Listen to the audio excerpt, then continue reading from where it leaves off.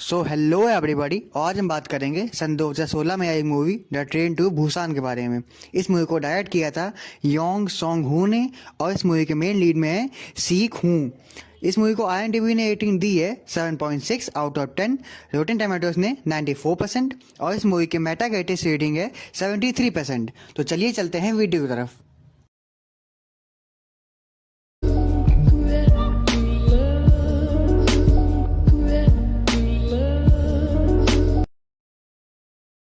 Movie की starting में हम एक ट्रक ड्राइवर को देखते हैं जिसके ट्रक को कुछ सिक्योरिटी गार्ड सैनिटाइज कर रहे होते हैं और उसके पूछने पर एक आदमी उसे बताता है कि यहाँ पे आगे केमिकल लीकेज हुई है, इसलिए हम ऐसा कर रहे हैं। रास्ते में ड्राइवर का फ़ोन रिंग होता है जिससे डिस्ट्रैक्ट होके वो एक डियर को अपने ट्रक के नीचे कुचल देता है और फौरन ही वहाँ से चला जाता है। पर थोड़ी ही देर बाद वो डियर अपने से आप ठीक हो जाता है और अब उसकी आंखों का कलर चेंज हो जाता है।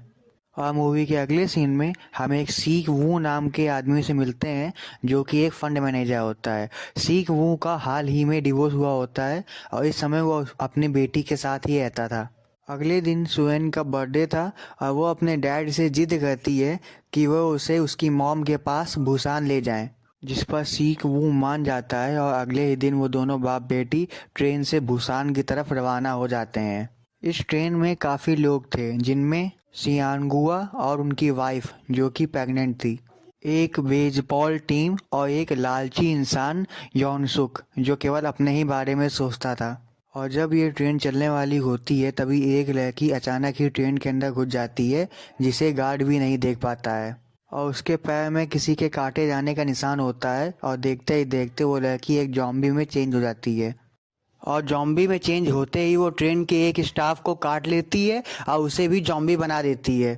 और फिर क्या था, ये वायरस पूरी ट्रेन में बहुत ही तेजी से फैलने लगता है और बचे हुए लोग खुद को एक अलग कंपार्टमेंट में बंद कर देते हैं। और फिर उसी कंपार्टमेंट के एक टीवी पे ये न्यूज़ आती है कि जॉम्बी वायरस पूरे देश में फैल चुका है। पर तभी ट्रेन का ड्राइवर एक स्टेशन पे ट्रेन को रोकता है और सारे के सारे पैसेंजर शहर की तरफ भागते हैं। पर जब वो स्टेशन से बाहर निकलते हैं तब वो जान पाते हैं कि इस पूरे शहर में ऑलरेडी जॉम्बी वायरस फैला हुआ है, इसीलिए वो सब हड़बड़ाहट में ट्रेन के अंदर दोबारा से घुस जाते हैं। पर इस बार वो सब अलग अलग कंपार्टमेंट में घुस जाते हैं और सीक वू, सियानसू और एक बेसबॉल टीम का एक मेंबर सबसे पिछले कंपार्टमेंट में फंस जाते हैं और फिर वो डिसाइड करते हैं कि वो सब के सब जॉम्बी से लड़ते हुए आगे वाले कंपार्टमेंट में जाएंगे जहां अब तक ये जॉम्बी वायरस नहीं फैला है। और जब वो लोग जॉम्बीज से लड़ते हुए आगे जा रहे होते हैं तभी उन्हें ये बात पता चलती है कि जॉम्बीज किसी भी इंसान को देख के या फिर उनकी आवाज़ सुन के उन पर हमला करते हैं और अंधेरे में ये सारे जॉम्बीज स्लीपिंग मोड में चले जाते हैं। और जब वो सब लोग मिल के जॉम्बी से लड़ते हुए आगे वाले कंपार्टमेंट में पहुंच जाते हैं तो उस कंपार्टमेंट का एक मेंबर योनसुक बाकी लोगों को भड़काता है कि शायद ये लोग भी इन्फेक्टेड हैं और हमें इन्हें अंदर आने देना नहीं चाहिए। पर फिर भी वो सब किसी तरीके से इस कंपार्टमेंट के अंदर आ जाते हैं। पर इन सब में सियानसुआ को अपनी जान गंवानी पड़ती है। पर जैसे ही वो सब इस कंपार्टमेंट में आते हैं यौनसुक बाकी पैसेंजर्स को भगाता है और उन लोगों को किसी दूसरे कंपार्टमेंट में शिफ्ट करने को कहता है, जिस पर सीक वू और बाकी लोग मान जाते हैं और दूसरे कंपार्टमेंट में चले जाते हैं। और इसी कंपार्टमेंट में एक बूढ़ी औरत भी होती है जिसकी बहन जॉम्बी बन चुकी होती है और अपनी बहन की प्यार में पागल हो के वो कंपार्टमेंट का गेट खोल देती है, जिससे सारे जॉम्बी अंदर आ जाते हैं और सबको जान से मार देते हैं। पर क्योंकि सीक वू और उसके साथ जो लोग होते हैं वो एक दूसरे कंपार्टमेंट में होते हैं, इसीलिए उनकी जान बच जाती है।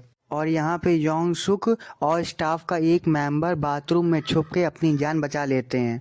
आगे हम देखते हैं कि ट्रेन का रास्ता ब्लॉक होता है क्योंकि आगे वाली पटरियों पे एक दूसरी ट्रेन खड़ी होती है और अब सारे पैसेंजर्स उतर के किसी और ट्रेन को ढूंढते हैं और इसमें वो बेसबॉल प्लेयर और उसकी गर्लफ्रेंड इन लोग से अलग हो जाती है और वो योंग सुक उस ट्रेन स्टाफ के मेंबर को धक्का देकर जॉम्बी के हवाले कर देता है और ट्रेन से बाहर निकल आता है। और दूसरी बार जान बचाने के चक्कर में वो उस बेसबॉल प्लेयर की गर्लफ्रेंड के साथ भी ऐसा ही करता है, जिससे एक जॉम्बी उसे काट लेता है और वो बेसबॉल प्लेयर अपनी गर्लफ्रेंड के पास ही बैठा होता है और तभी उसकी गर्लफ्रेंड एक जॉम्बी बन जाती है और उसे भी काट लेती है। और अब ट्रेन का ड्राइवर एक दूसरी ट्रेन को स्टार्ट कर देता है, पर योनसुक के चक्कर में उससे भी जॉम्बी काट लेते हैं। और अब सिंग वू और उसकी बेटी और सियांसुआ की वाइफ जॉम्बी से बचते हुए उसी ट्रेन में चढ़ जाती है। अब सबको लगता है कि अब सब कुछ ठीक हो चुका है, पर तभी उन्हें ट्रेन में इन्फेक्टेड योंगसुक मिलता है और सिंग वू उससे फाइट करने लगता है, पर योंगसुक उसे काट लेता है और तभी सिंग वू उसको ट्रेन से बाहर फेंक देता है।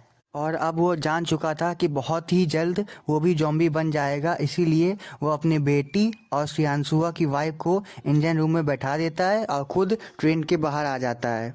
और अब वो अपनी ज़िंदगी के आखिरी पलों में उन लम्हों को याद करता है जब उसने पहली बार अपनी बेटी को अपनी गोद में लिया था, और यही सब याद करते करते वो ट्रेन से कूद जाता है।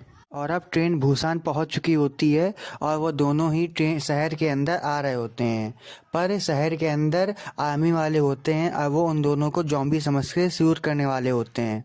पर तभी सुवांग वो गाना गाने लगती है जो वो अपने डैड के लिए गाना चाहती थी, और गाने की आवाज़ सुन के आर्मी वाले जान जाते हैं कि वो कोई जॉम्बी नहीं बल्कि एक इंसान है, और वो जाके उन्हें बचा लेते हैं, और इसी के साथ ही मूवी ख़त्म हो जाती है। और अब इस मूवी में फैले हुए जॉम्बी वायरस के बारे में बात कर लेते हैं।